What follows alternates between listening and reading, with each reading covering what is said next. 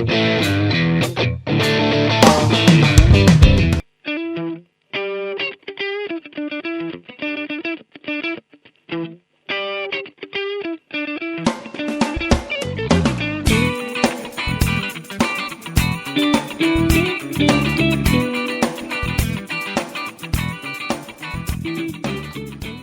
μαζί με τον Δημήτρη Τισνογιάννη, ο οποίος θα μας δείξει μερικές από τις κιθάρες του και τον τρόπο με τον οποίο βγάζει τον ήχο του. Είχε την καλοσύνη να μας φιλοξενήσει στο home studio του. Ευχαριστούμε πάρα πολύ για αυτό, Δημήτρη. Θα δούμε μερικά από τα όργανα, από τα στολίδια που έχεις. Ναι. Ας πάρουμε την PRS, ας πούμε, πρώτα. Όπως είπαμε και στη συζήτηση που κάναμε πριν, είμαι Stratocaster τύπος.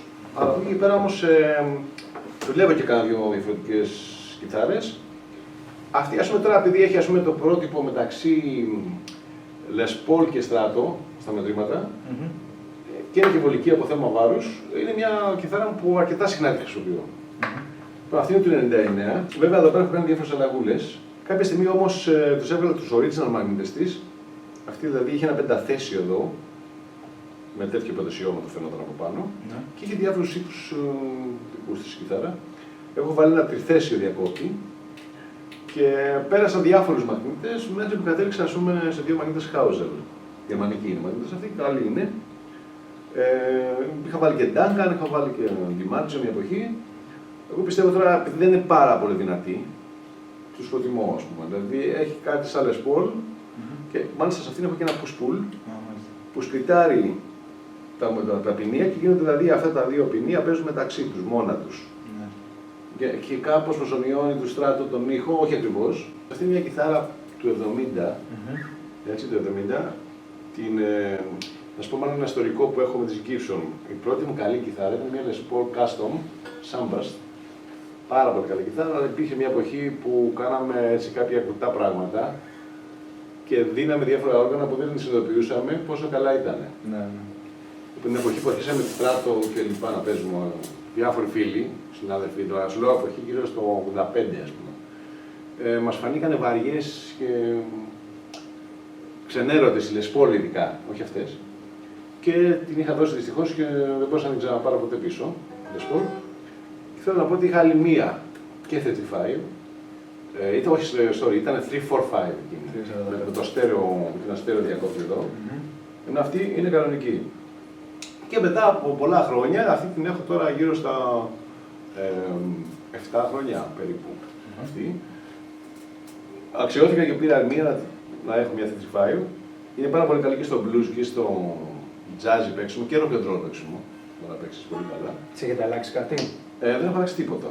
Αποφεύγω να αλλάζω σε μια κιθάρα παλιά πράγματα. Αποφεύγω. Δηλαδή, μόνο αν χρειάζεται είναι αναγκαίο και ποτέ δεν τα δίνω. Δηλαδή, να αλλάξω ένα μαγνήτη, θα να βάλεις. Έχει παίξει πάρα πολλά live αυτή η συγκεκριμένη. Χρονολογία της είπαμε είναι? Αυτή είναι και αυτή 70 ή 69, περίπου εκεί πρέπει να είναι. 70 μάλλον πρέπει να είναι. Αυτή τώρα η διαφοροποίηση από μια Les Paul, την απλή Les Paul, τη στάνταρ, είναι ότι αυτό είναι maple. Δεν είναι μαόνι το πίσω.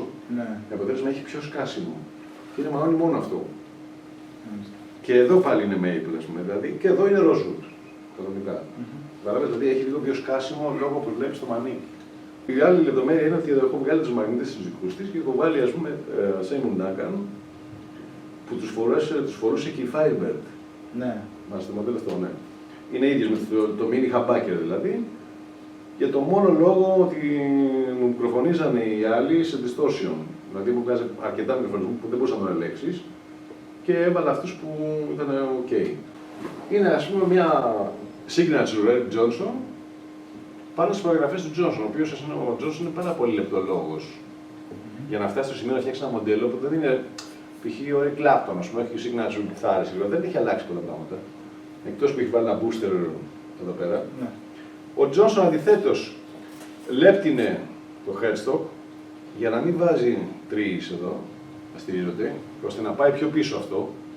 Γιατί το πρόβλημα που βάζουμε συνήθως αυτά είναι σε ένα σήκωμα, άμα η χορδή δεν έχει πολύ κλίση από εδώ, πολύ εύκολα μπορεί να βγει. Μετά το μπράτσο του είναι αρκετά χοντρό για στράτο, για όγκο. Δηλαδή στον ήχο παίζει μεγάλο ρόλο πόσο είναι το μπράτσο. Εσείς έχετε παρατηρήσει ότι σας βοηθάει περισσότερο στο παίξιμο, έχετε συνηθίσει να παίζετε με χοντρά μπράτσα από την άποψη της αίσθησης στο χέρι καθαρά? Όχι πολύ λεπτά πάντως. Επίσης έχει προσέξει το βάρος, είναι αρκετά ελαφριά. Εδώ λοιπόν ξεκινάει Β στο πάνω μέρος και κάτω είναι στο κιλί. Δηλαδή αλλάζει το μπράτσο. Τώρα έχει, δηλαδή εδώ πέρα επειδή είναι για ακόρντα, είναι καλύτερο να είναι Β. Το χέρι να είναι λίγο πιο έτσι και κάτω χαμηλά για να μπορείς να παίζεις τα σόλα, για να γενικά να έχεις πιο άνεση, είναι το στρογγυλό. Επίσης, το αστέρι σε αυτή τη κιθάρα είναι η μαγνήτες της. Συνήθως στα Stratocaster ο bridge ξύνει, είναι πάρα πολύ πρίμος. Και δεν το χρησιμοποιούμε μόνο του, εγώ προσωπικά δηλαδή σπανίως. Σε αυτή δεν έχει τέτοιο πρόβλημα. Έχει ένα νέο ήχο που δεν σε ενοχλεί το ξύσιμο. Να περάσουμε στη πιο πειραγμένη κιθάρα. Ναι. Λοιπόν, αυτή είναι η πρόσφατη μου, η πιο πρόσφατη κιθάρα μου. Βασικά ήταν μια δικιά μου ιδέα, λόγω ανάγκης, στις συναυλίες χρησιμοποιούσα μια ακουστική και μια ηλεκτρική. Έπρεπε να πάμε ένα ταξίδι στην Κύπρο. Έπρεπε να κουβαλήσω 2 θήκες. Έπρεπε να. Στο live απάνω. Πολλές ανάγκες, πολλές φορές απαιτούσαν την ώρα που έχεις, ας πούμε, ένα ηλεκτρικό, αμέσως να κάνεις ένα ακουστικό. Ναι. Λοιπόν, με αυτή την κιθάρα λυθήκαν όλα τα προβλήματα και πρακτικά, δηλαδή ούτε κουβάλιμα. Και τον κάναμε μια συνάντηση με τον Αναστάση τον Καγμάκη και του λέω: θέλω να φτιάξουμε ένα στράτο στα πρότυπά μου. Τι μπορούμε να κάνουμε γι' αυτό? Οπότε καταλήξαμε, στην αρχή είχαμε αυτούς τους δύο μαγνήτες και τον bridge. Αυτή είναι το Texas Special, ναι. Και τον bridge το Texas Special, έτσι την παρέλαβα με την κιθάρα. Αυτό είναι Light Ash και αυτό είναι πάρα πολύ επιλεγμένο, τα διάλεξα εγώ τα πολλά μπράτσα που είχε ο Αναστάσης. Βάλαμε κλειδιά, τα οποία είναι lock αυτά τα κλειδιά, αλλά δεν φαίνονται σαν original. Λοιπόν, να σας μιλήσουμε λίγο τώρα για τα ηλεκτρικά της. Εδώ δεν φαίνεται, μέσα έχει μια πλακέτα. Αυτό λοιπόν αυτό το ποτασιόμετρο εδώ δεν είναι το ποτασιόμετρο της ηλεκτρικής. Είναι ένα ποτασιόμετρο το οποίο ελέγχει το πίεζο. Καταρχάς παίρνει ένα stereo jack, το οποίο είναι αυτό. Το stereo jack καταλήγει σε 2 άκρες μονές.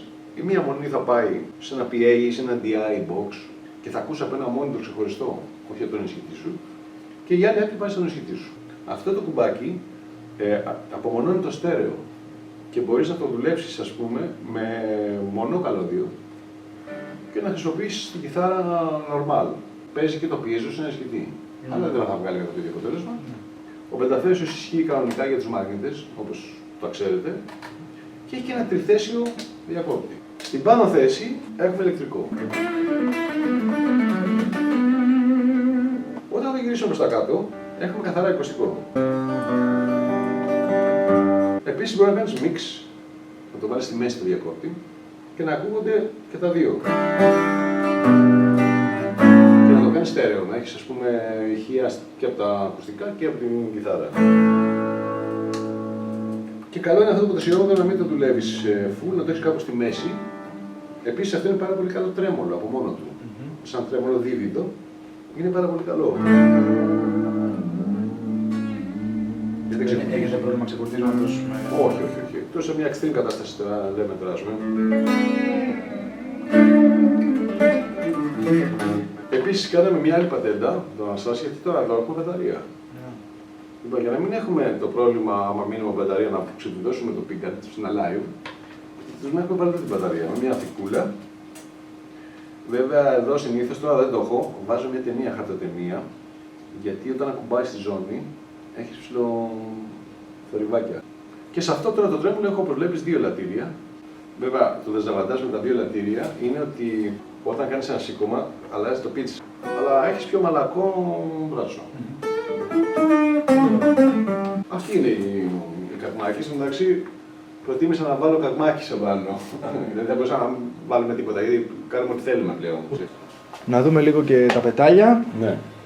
Λοιπόν, εγώ δουλεύω πάρα πολλά πετάλια και συνήθως προσαρμόζω πολλά. Δηλαδή δεν έχω μια στάνταρ πεταλιέρα την οποία χρησιμοποιώ πάντα. Έχω μια πιο μικρή, την οποία τη δουλεύω αυτή τη στιγμή τώρα. Και αυτή εδώ που βλέπετε δουλεύει και έξω. Απλά τώρα την έχω στο home studio. Λοιπόν, καταρχάς αυτή δεν πηγαίνει σε FL-loop, γιατί υπάρχουν και τα FL-loop. Λοιπόν, αυτή πηγαίνει κατευθείαν μπροστά στον προνισχυτή οποιοδήποτε ενισχυτή. Έχουμε λοιπόν ένα κουρδιστήρι εδώ, είναι πλέον αναγκαίο και μπαίνει στην αρχή, το οποίο είναι αυτό το κουρδιστήρι, της Bosch. Δεύτερο πετάλι, το οποίο είναι σημαντικό, είναι αυτό το UA, το Dunlop, το οποίο όμως είναι modified από κύλι και έχει ένα πετάλι με πάρα πολλά πράγματα πάνω, δηλαδή ας πούμε έχει ένα boosting εδώ, έχει εδώ πάλι 3 είδη UA από εδώ και άλλα 2 είδη από εδώ. Είναι πάρα πολύ καλό και επίσης έχει και σήμα, έχει φωτάκι, το οποίο ας πούμε το βλέπετε από εδώ, βλέπεις αν έχει UA μέσα. Και το άλλο βασικό, ότι είναι true bypass. Από εδώ λοιπόν πάμε εδώ, που είναι ένα rat, το οποίο είναι και αυτό modified στο κύλι. Έχω κάνει 3 πετάλια modified εκεί. Ο κύλι έκανε το εξής, έβαλε εδώ από έναν ήχο, το έκανε 3 διαφορετικές. Του αλλάζει πάλι το χρώμα ο κύλι, το κάνει μπλε. Και αυτό true bypass. Μετά από εδώ πηγαίνουμε στο κλασικό το OCD της Fulton, το οποίο είναι ένα πετάλι πάρα πολύ καλό, ευχαριστώ, εγώ το χρησιμοποιώ πάρα πολύ. Είναι και αρκετά θόρυβο για μονοπίνιους. Μετά από εδώ πηγαίνουμε στα 2 της Exotic, τα οποία είναι το RC και το BB. Αυτά συνήθως πάνε μαζί, αλλά εγώ τα χρησιμοποιώ ξεχωριστά. Αυτό λοιπόν εδώ, το οποίο είναι το booster, το booster μπορώ να το χρησιμοποιήσω και μόνο του, να μου δώσει λίγο όγκο στην κιθάρα, πάντα στη στράτο και στις μονοπίνιους, και αναλόγως που θα το χρησιμοποιήσει, είναι πάρα πολύ έξω το πετάλι αυτό. Επίσης αυτό μπορεί να χρησιμοποιηθεί και μαζί με το BB και με το OCD. Δηλαδή μπορεί να του κάνει έναν ήχο να γίνει αρκετά hot. Φεύγουμε λοιπόν από το BB και πηγαίνουμε πλέον στα chorus και delays, που πάμε σε ένα πολύ classic chorus της Electronics, το οποίο είναι από τα πολύ καλό, πιστό, δεν σου αλλάζει καθόλου τη χρειά και είναι και αθόρυβο, με ξεχωριστή μπρίζα αυτό δικό του, το οποίο είναι και flanger. Έχει ένα διακόπτη, splitting, που γίνεται και flanger. Από εδώ φεύγουμε, πάμε τώρα σε ένα πετάλι που σου φαίνεται λίγο μεγάλο εδώ μένα, αλλά είναι πάρα πολύ καλό. Είναι ένα real echo της Danelectro. Αυτό. Συνήθως δεν το παίρνω έξω, όχι και το έχω πάρει και έξω, απλά πιάνει πολύ όγκο. Είναι πάρα πολύ καλό και προσομοιώνει τα παλιά delays, παλιά που χρησιμοποιούσαμε delay με ταινία. Και άμα δείτε και προσέχετε, έχει σαν ζωγραφισμένη πάνω την ταινία. Παλιά ήταν σαν μαγνητόφωνα τα οποία τα είχαν μετατρέψει για να μπορείς να κάνεις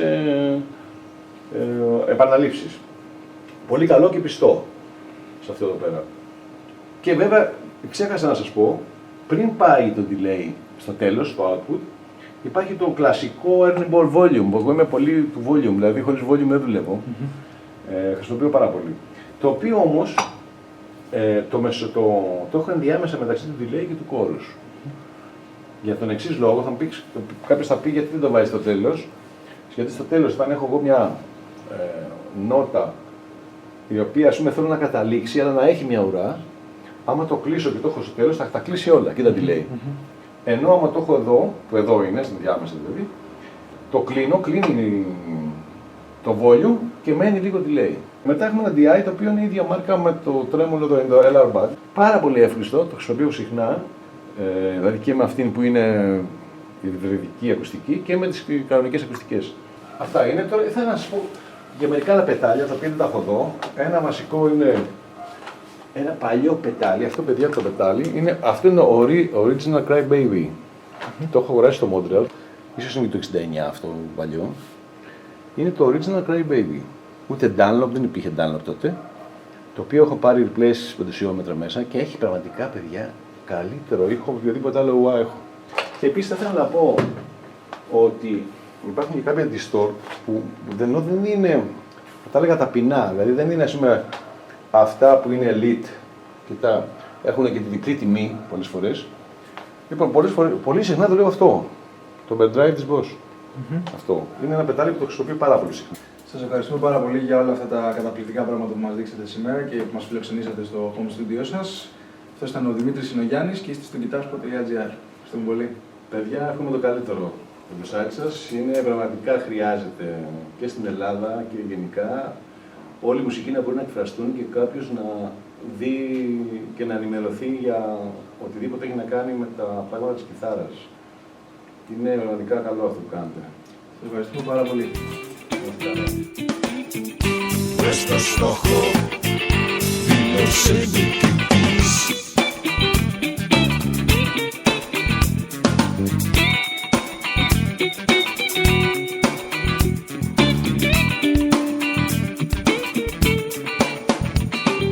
Κι άλλοι τα έχουνε περάσει, σ' όλους κάτι έχει χαλάσει, μες στο ψέμα πέσανε.